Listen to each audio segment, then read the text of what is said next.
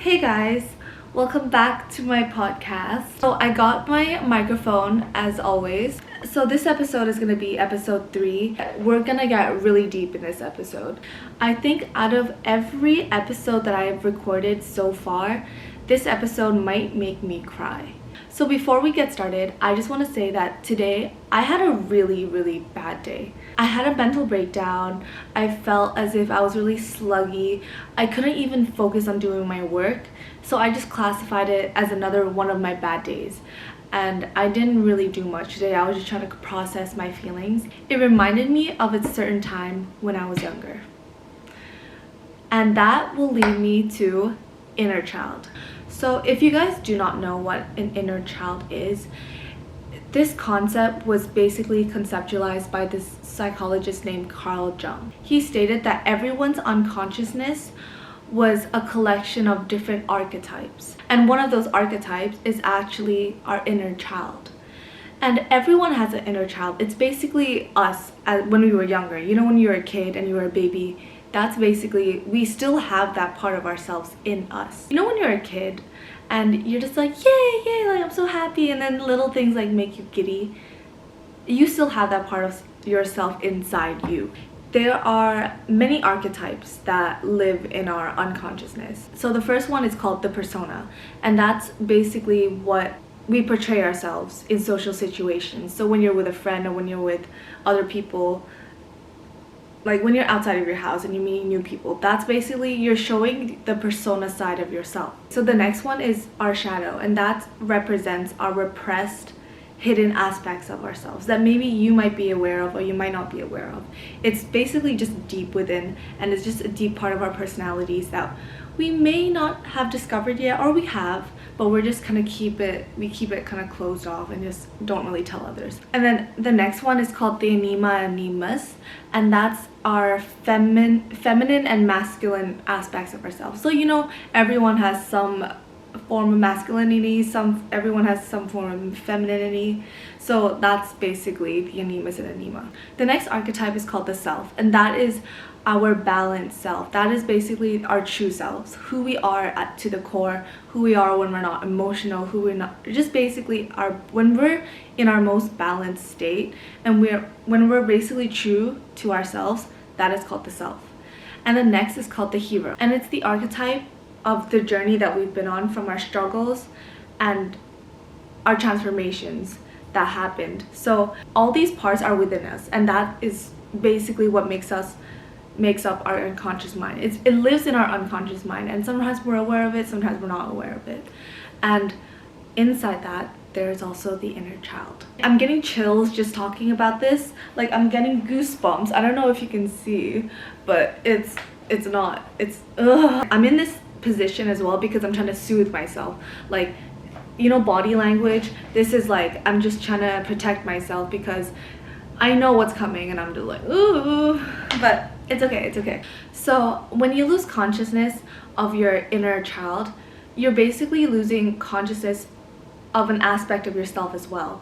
Sometimes when you feel like you're losing control in regulating your emotions, that can be because you're triggered your inner child. As a kid, you haven't learned how to deal with your emotions properly. The child in you is gonna don't know what to do because they haven't been in this situation before and was never taught how to deal with it. So then adult you also doesn't know what to do because you're still triggering that kid side of you. So essentially, when you have an emotional trigger with something, that's just a response of your inner child. And that can be said about a positive emotional trigger, or that can be a negative emotional trigger. So a positive one would be maybe you feel giddy or you feel excited about an event that's happening. A part of you, or that child part of you, actually is desiring something about that event, or loves doing a certain thing or aspect about that event. And that can be said about the negative one as well. Whenever you're scared of an outcome, or you're scared of being told off or publicly shamed, that can actually be an emotional resonance from your inner child, or what you've experienced as an inner child, like an unstable household, for example. I'm going to put this in another way. So we are born from a blank canvas, and during our adolescence, that is the time for discovery, that's the time for learning new things. And as we grow, we slowly develop a perception of the world from our own experiences. So like, for example, pessimists, they're always negative, but we can't blame them, because at the end of the day, maybe they've only experienced negative experiences. So their perception of the world is like everything is just bad, bad, bad, and that person has negative intentions, or it's negative. And we can't blame them, because maybe they've grown up with that negative connotation of the world, and that can be said vice versa as someone that's more optimistic, that they've never really had anything that traumatic, or they experience more positive experiences than negative, so they perceive the world to be a much positive place than someone that grew up with majority is like negative experiences.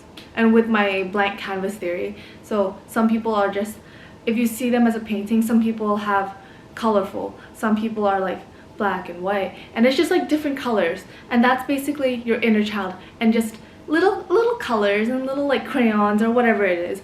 As we grow up, that canvas is just going to be filled a little bit more, and then throughout that canvas is basically, you can see the perception of how that person is thinking of the world. And everyone's gonna have a different perception of the world around them. I also think that when people act a certain way, you shouldn't blame them, because there are certain reasons why they are triggered in a way, and you just give them grace and be patient, and also just understand from where their point of view and where they might be coming from. Guys, and you know what is so sad? Most of us actually lose that connection of our inner child because responsibilities happen, or we're not that creative anymore, and the concept of like play is not there. And that's how we actually grew as kids. Playing, being creative, like imaginations, that is what made us grow. But then when we're older, we're just more serious about things in life, and we just have more responsibilities, so we're just like, there's no play anymore, there's no like fun things that we can do and just like sit and just like go to the playground, you know, there's none of that, or like building blocks, there's none of that. It's like university, jobs, so we lose that, we're slowly losing that part of ourselves, so which is really sad. I need to stretch. I'm so sore. Oh. The next topic we're going to be talking about is our inner child wound. Inner child wound is basically when we've experienced reoccurring trauma or reoccurring damaging experiences that can actually lead to unresolved trauma that will be carried on into our adult life. Usually that traumatic experiences happen during childhood. So maybe I think it was around like the age of 0 to 7. So if you experienced any trauma before, like during then, you might have some unresolved trauma. You know those times when you are like acting really uncontrollably due to your emotions, and you just feel as if like you have no control over your emotions and you're just doing whatever, or you're just saying whatever? That behavior is actually from the unhealed part of yourself. And I think it's also important to just be aware of it, and when you know that, oh, I'm acting out because of this, because I have things I need to deal with in terms of past issues, I think it's a good start. And I think being self-aware is like really important into the journey of self-development. Some examples of someone that has an inner child wound would be they have low self-esteem, they're just really critical about themselves, they tend to self-sabotage a lot. It can also be a fear of abandonment, commitment issues, or just like trouble setting boundaries for themselves. So there's actually 4 inner child wound types.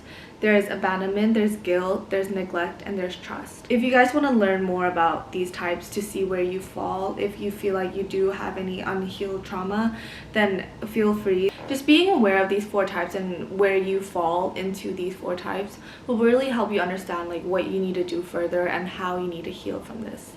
One way that I knew I had some trauma that needs to be healed was because I have commitment issues. I gravitate to people that are just emotionally unavailable as well, because I am emotionally unavailable, and it is due to many things in my childhood. And I just felt as if I just never let anyone get too close to me, or I don't really open myself up. I always have walls. And I'm still trying to heal from that, and I think I've done a really good job as my best friend says, per what my best friend says. She thinks I've opened up a lot, so that's a good sign. With these commitment issues, it's really hard for me because I learned the art of detachment so long ago. I think since I was young, whenever people come and go in my life, I really don't see it as anything. I'm just like, okay, whatever, like, bye. It's just like I've never really learned to attach from people like that.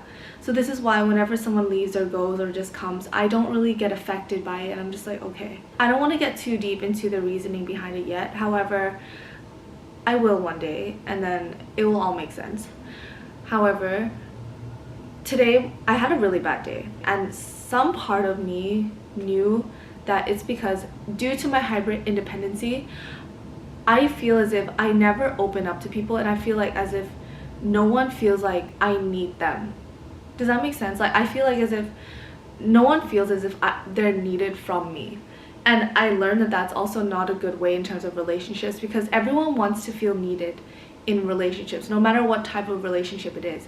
You still want to feel valued. You still want to feel as if that person, you can help that person in a way. So all my feelings that I've didn't let out or I didn't talk to with anyone kind of just came out all at once today. And then this topic of inner child, and when I was journaling, came up, and I was like, okay, let me just collect my thoughts and let me just everything. Okay, so the next topic I want to talk about is how to heal in terms of reparenting yourself. When we're adults, we can actually learn to reparent ourselves. So first step, this might sound cringy, and this might sound like you don't want to do it because it sounds cringy. However, it's to start an inner dialogue with yourself. Every day or every night, you know what you can do? Turn off your phone and then just kind of lie there before you go to bed and just talk to yourself and be like, little me, 7-year-old me, 15-year-old me, like, are you doing okay? Like, am I taking care of you? You can ask yourself, is there a part of me right now that I can do for little me? And if you sit and think about it clearly and deeply, your inner child is gonna answer back to you in some way or another. Similar topic to starting an inner dialogue with yourself. You know, physically, you can actually just write a letter to yourself. I did that today. I wrote a little letter to my inner child today, just saying sorry, saying thank you to whatever it is, whatever happened. Think about it, when you were young, there are so many things that you probably wanted to do, probably wanted to say, but you couldn't say it because there are other external factors that were limiting you. Like whatever you wanted to say or do or whatever as a kid that you couldn't get to do, now that you're an adult, that you have free will, that you can do whatever you want and how you live your life, fulfilling your inner child's wishes is actually going to make you truly happy, because you're going to be like, yay, and then that giddy you and that like smiley part of you is going to come out. So the next one is actually re-engaging with your childhood interests. Whatever made you happy when you were a kid, start doing that again. Obviously it doesn't have to be like watching Teletubbies or whatever it is. I'm going to give you guys an example. So I love Disney princesses. I love Disney, I love Barbie. I grew up in that realm. And till this day, Disney princesses makes me feel something that I just feel so giddy when I watch it, whenever I listen, whenever I sing to it. Singing, I know that when I was younger, I loved to sing. I look back at the videos and I'm just singing all the time. And till this day, I've adopted my love for singing. Like, I just sing all the time, and I'll just sing out loud. I'll be like la to anyone, even in my room, just alone. And then and also don't be ashamed of what you like and what you want to do. You're just fulfilling your inner child's needs. You don't even need to explain yourself on why you're doing certain things. Just do it because you want to do it for your inner child and make her or him happy. And also in relation to that topic, be creative. When you're younger, right, and those like building blocks or whatever, they're all creative energies. They're all sparking a creative part of your brain because it's all part of the learning processes. It can be in a form of whatever you want, but just having a creative side and just making sure that you're not too serious all the time, and you can just kind of learn to have fun. Just learn to have fun in the most kid way possible, immature way as possible, if you would like to say that. But just, you know, if you see a playground and you want to go slide on it, go slide on it. And lastly, on my tips on reparenting yourself is actually talk to your loved ones or whoever you think is associated with this trauma or this unhealed part of yourself. Go talk to them, because that built up resentment can actually affect you mostly. Talking to that person that's associated with it will allow you to fully move on and kind of just let go of that energy and that resentment. It's gonna do you a big favor. It's gonna make you just feel as if there's everything you wanted to say when you were younger, you can say it now, because now you have the ability to talk and to actually express how you feel. Whereas I think when you were a kid, you didn't really know how to process that. Just even saying the words "I forgive you" means a whole lot to your inner child. That resentment is just gonna slowly fade away. Roberto Assagioli actually states that healing your inner child trauma is actually the path to self-development, and also it's going to pave the way towards self-actualization, which is, you know, the Maslow pyramid. It's basically the hierarchy of needs. So when you've reached the top, that's also like self-fulfillment. Healing your inner child trauma can actually make you happier in the long run, because you're going to learn more about yourself in the past. Like, you'll know why you're acting like this, what triggered you, why certain things just make you emotionally unstable, and it's all because of your inner child responses or whatever they feel, or unfulfillment. So then now they're trying to find fulfillment in your adult life. Okay, so last thing I want to talk about is just being kind to yourself in terms of self-talk. Negative self-talk, you're basically talking to little you. And I have two weaknesses in life, and it's old people and little kids. Little kids, they're just filled with so much innocence in terms of they don't know what's right or wrong in the world yet. When you say certain things about yourself, you're saying it to your little you. The amount of times in my head where I criticize myself, I kind of remember that I am talking to little me at the end of the day, and that kid does not deserve anything that I've been saying or anything that I've done that's self-sabotaging to her. Because I look back at photos of myself and I'm like, I'm so cute. Like, if I met that little kid, I would take care of her so much, and I would hug her all the time, because I know what she was going through at that moment, and I know what she was feeling, and I know everything. So just saying that and just seeing a photo of me can trigger that much empathy and so much understanding towards a kid. I'm like, that kid is still me, so why not take care of me right now too? I really do need to stop like self-sabotaging myself, because I am damaging me, little me, and I don't want that, because that little girl deserves the best. And I think we should all be saying that to ourselves. We're all just kids at the end of the day, guys. I can't count the amount of times where I have said so much bad things about myself, and then now that I look back at everything, I regret so much, because those voices, those things, maybe I didn't know at the time. When I was saying it, it might have translated into my unconscious, into my inner child, and maybe that's why I haven't healed properly or haven't healed fully yet. And it's because of how I'm acting as an adult towards little me. Okay guys, so this is gonna be the end of the episode. I just want everyone just to be kinder to themselves, and we are all still learning at the end of the day. So just give yourself grace, be kind. Guys, let's all improve together. I really needed to talk about this today. So thank you everyone for listening to me, and I will see you guys in my next episode.